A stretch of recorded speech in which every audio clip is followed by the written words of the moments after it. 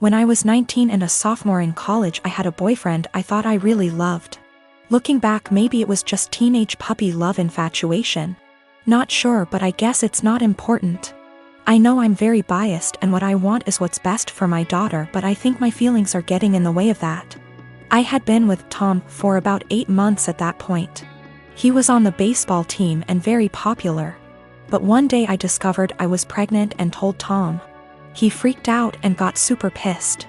He demanded I get an abortion, said he would not stay with me otherwise. He did offer to pay the full expenses of it though. So I went to the clinic and I couldn't do it. I'm very pro-choice and told myself the logical thing to do would be to have an abortion. But when it came down to it, I just couldn't do it. I admit part of it was that I was afraid, but I also felt an attachment for my baby. The thought of getting rid of him / her made me feel like throwing up. So I told Tom that I did love him and I wasn't trying to trap him, but I simply couldn't have an abortion. Maybe we could look into adoption, but abortion was out. Tom said he had never loved me, and while I was fun, I was now causing him too much trouble for him to bother with me anymore. And I was right, I wasn't going to trap him. He said I was free to choose to keep the baby, and he was free to choose to have nothing to do with me or it, and to not even think of trying to get child support from him. I won't go into details, but Tom made it clear he would make life as miserable as possible for me if I tried to contact him again, get child support, etc. Maybe it was wrong to do, but I figured all that trouble and drama just wasn't worth it and I would make my own way. I was, however, devastated and completely heartbroken. I admit it really me up. I never spoke with or saw Tom again. I did consider adoption, but in the end, long story short, I chose to keep my child. Faith is 4 now. It's been a long and hard road, but I graduated college and got a job. We live in a tiny apartment and finances are tight, but we make do. I love Faith like crazy and I do not regret the choice to keep her whatsoever. She makes me a better person and we have a good life. However, 3 days ago I received a letter in the mail. It was from Tom. Inside the envelope was a letter and a check for $3,000. This is what the letter said: Vika, I know this is coming out of nowhere and I'm sorry, but I didn't know a better way to do this. I am so sorry for how I acted 5 years ago. I was selfish and a complete fool. I know that doesn't begin to cover it. These past 5 years have really had an effect on me. I got a job at Restraint. I started hanging out with different people. Good people instead of college jocks. I know I ran from my responsibility and I treated you with callous cruelty. I know I can't undo what I did, but I want to make it right. Here is a check for $3,000 for Faith. I know that doesn't begin to cover what her expenditures have been, but I wanted to show I am serious about what I'm about to say. I want to be a part of our daughter's life. I will go as slow as you like. I would very much like to set up regular child support payments as well as pay off whatever back child support I owe you for the past 5 years, including hospital appointments during your pregnancy. I know I don't deserve it, but I want to meet my daughter and be a part of her life in whatever way I can. I want to help her and I want to help you and start making up for the terrible way I acted. Here is my contact information. I am willing to do what you ask of me. Thank you for your time. Tom. I was blown away. I'm also beyond pissed off. I'm thinking of the pregnancy I had to deal with after getting dumped like that. Exams and papers I had to write. Giving birth to her on my own. The late night feedings, all the diaper changes, the constant crying. Trying to afford clothes to keep Faith warm during the winter as she grew while also making sure she didn't go hungry, the tantrums. The first steps, first words, the potty training. He wasn't there for any of that, and now he just wants to come waltzing into her life like nothing happened. After doing whatever he felt like now that Faith is out of the unfunny baby years and she's a well-behaved child who can now carry on a conversation, and knows how to use toilet and doesn't wake up every 2 hours. Faith has started asking questions like, where is her daddy? How come she doesn't have a daddy? And I've been doing my best. I've been saying mommy doesn't know where daddy is, true until now. And she doesn't have a father because daddy wasn't ready to be one when she was born. Maybe that's the wrong answer, but I am doing my absolute best. I'm thinking of how Tom hurt me and bailed when life got hard. I can't stand the thought of him doing that to Faith. She's a sweetheart and quite sensitive. She doesn't understand unkindness. She makes friends with everyone and is very innocent. I've done my best to teach her to be a calm, kind, respectful person, and everyone loves her. However, I do know she needs a good male role model in her life, and I do feel guilty for not having one for her. I haven't had a boyfriend or dated since Tom because all my energy and focus has been on graduating college, getting a job, and being a good mother to my daughter. I never really thought about Tom much after Faith was born, but now that I am with this intrusion into our lives, I think I hate and despise him. I want him to just go away. I wanted to not even cash the check and to tell him to take his money and shove it, but my parents and close friends reminded me that that is Faith's money and she is entitled to it, and I agree. At minimum, I want to get some child support going because Faith deserves all the financial assistance and opportunities she can get. However, I know if I get regular child support, Tom will want to be in Faith's life, and frankly, I don't want that. I don't want him to hurt her and bail when life gets hard, because it is when you have a kid. I also feel like he doesn't deserve her. 4-year-olds are a lot more fun than infants. How convenient he suddenly shows up and wants to be a dad when the hardest part is out of the way. But I honestly do want what's best for Faith. I think she deserves to have a good daddy. I just don't think Tom is. I think Faith is better off having no dad than a bad or half-assed one. She deserves the money. But am I right to take the money and not give Tom any access to my daughter? I can't stand the thought of him hurting her. The thought of dropping her off at his house where I don't have access to her makes me want to scream and run away. Am I out of line for taking Tom's money but saying that's as close as he will ever get to her? I am not convinced in the slightest he has changed. I feel like this is guilt money and I want to throw that check in the trash. But it's Faith's money, not mine. Faith and I have a good life, and I feel like Tom is going to ruin that. But is it right to keep Faith from her biological parent when he has sent the money? I hate feeling like I owe her him because of that. P.S. College boyfriend dumped me after I got pregnant and threatened to ruin my life if I tried to talk to or get child support from him. Almost 5 years later, I get a $3,000 check in the mail and a letter apologizing for what he did and saying he wants to be a dad. I want to tell him to stay the hell away from us, but I want what's best for my child. Tom is listed as the father on the birth certificate. My dad married my stepmother 3 months ago, and I feel like it made my life significantly harder and less pleasant. They moved in with us, and for the indefinite future this situation will not change. We have a 3-bedroom house, and before they moved in, my dad and I had our rooms, both with bathrooms.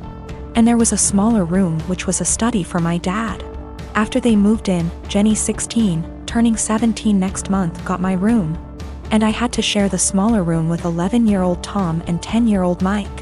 All my books, my telescope, my stuff are packed and in the basement now since there's no space anymore. This made me real angry, but my dad told me that I have to be a team player, and this is what him and his wife agreed on. Jenny treats me like shit. She sometimes acts as if I'm not there at all, and sometimes is super aggressive and hostile towards me. The other, I asked Tom to stop going through my things, and she became so angry that I have no right to order her brother around.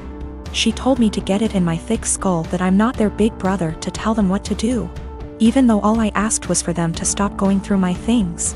She said it's best if I don't talk to them at all, since that way they will get less influence from a weirdo like me. What I don't get is that if she's so concerned that I might leave a bad influence on Tom and Mike, why doesn't she take them into her room? Tom and Mike don't respect any boundaries. They're always through my stuff. I have a watch which was a gift from my mother. She died of cancer, and they took it from my drawer and lost it. I found it weeks later in the basement with its front glass broken. Before they moved in, I used to get a $100 allowance every month. Now Jenny gets $75, I get $35, and Tom and Mike each get $30. I had an Xbox, but these kids broke it down. I used to spend a lot of time with my dad. He used to come see me play basketball almost every week. He hasn't done it even once in the past 3 months since he's always working overtime. We eat out once a week, and none of them in these 3 months have been to any of my favorite places, but Jenny, Tom and Mike have each chosen their favorites more than once. I complained about all of it to my father last week, and he told me that family is all about sacrifices, and I have to make mine. Haven't I made enough sacrifices already? I feel like I'm the only one making sacrifices. I looked forward to them moving in here, but I now feel like an outsider at home. It's not my home anymore. Life has become very difficult for me. I spend as much time as I can outside because inside is so frustrating, but this is causing problems as well. My dad keeps telling me that not being around means I'm not accepting them as part of the family, while in reality it's the opposite. So I get grounded for not being around, and being around is horrible. I don't want to live here anymore, but I'm only 15 and can't move out. I have nobody else who can take me in. I can't stay here for 3 more years. I'll go crazy. I often fantasize about running away at night, but I know that's also as horrible, if not even more. I am a 45 years old woman, my husband and I have a 15-aunt daughter Kate and a 9-year-old son Sam. My husband has a brother and a 40-year-old sister, Eva. Eva and her husband James have a daughter, Allegra. She is also 15 years old. Kate and Allegra have always been compared in the family. From the time they were born, it seemed to be a competition of who would walk first, talk first, do more, achieve more. And Allegra was always first. I won't go too much into detail about Allegra because that's not really the point, but I will say she's a beautiful, intelligent, truly one-of-a-kind girl, and her parents have done a great job raising her. My in-laws fell in love with her and think she hung the moon. This bothered me and made me sad for Kate, but I let it go for the most part. There's no doubt in my mind that they love all the kids equally, but out of the 2 girls you can tell who they admire more. Every summer, the whole family visits a holiday home that Eva shares with my in-laws. Over the summer, Kate met a boy, Luke, who was also holidaying in the area. They started dating. This was Kate's first experience with boys.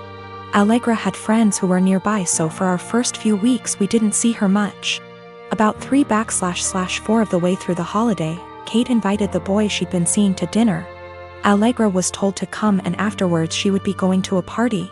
At the dinner, it was clear that Luke was very attracted to Allegra. After dinner, Luke decided he would go to the party Allegra was going to, as he had also been invited. They both asked Kate to go, but she wasn't allowed and was very upset. My husband and I felt it was not a safe or appropriate environment at her age. Eva informed us, because she knows we do not allow Kate into these environments, that it was an adult party, where there would be drinking and possibly other things going on. Allegra has grown up in a place where these kind of things are much more normal. And Eva and her husband made the choice to let Allegra live those experiences. From what I know and have seen, she handles it exceptionally and it has not caused any issues. However, it is not the way we have chosen to parent Kate, and so we didn't allow her to go. The next morning, Allegra came downstairs and asked to talk to me and Eva. She said at the party Luke was flirting with her and showed her some messages he'd sent her. We decided we would all talk to Kate.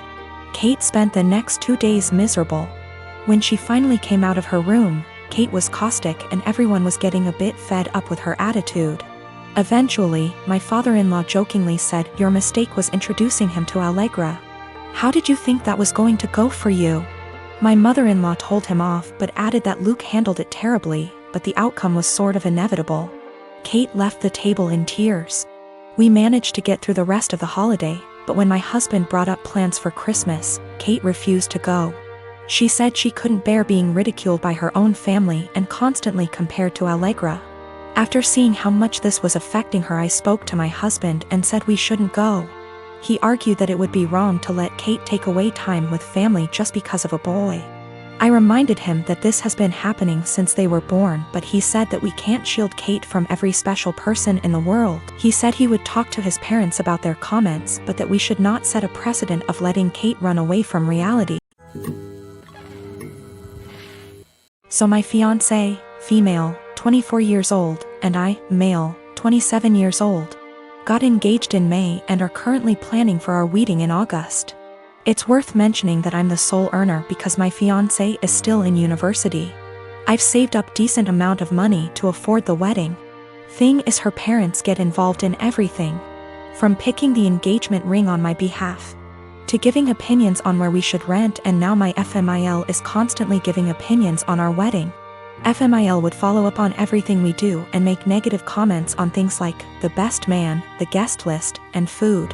She told my fiancé she didn't like who I picked to be my best man and wanted me to replace him after a big argument, but I said no, though my fiancé said we should have just done it. Mother-in-law also wanted me to uninvite people I wanted at the wedding so she could add more guests on her side of family. I said no to that also. Now the current or biggest conflict between us. Mother-in-law called saying she didn't like the venue we picked, which is in our hometown. She wanted me to reconsider, but I said no since my fiancé liked it too. But my fiancé came to me yesterday to show me a venue her mom picked and already paid for, saying, since she paid for it then I should say yes, this time.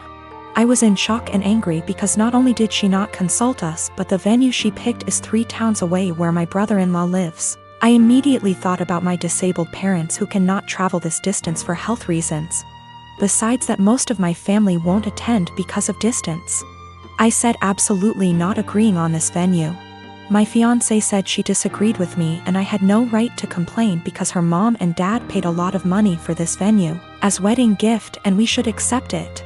I calmly explained why I refused and she kept saying I'm refusing on purpose because I hate her mom and am playing cat and mouse with her. I bluntly said her mom is indeed making this a game and told my fiancé she's either with me or against on this issue. She either backs me up or there won't be any more wedding planning. She got upset and started crying, asking what she's going to tell her mom and why I was making her choose between me and her parents, but I just feel like she's refusing to see why I don't want this specific venue. So what if her brother lives there? I have never been to that town, so having the wedding just cause her mom paid for the venue is not okay. We haven't talked ever since that argument. My friend called me ungrateful fool for turning away a free wedding venue over distance, but I can't help but feel FMIL did it purposely.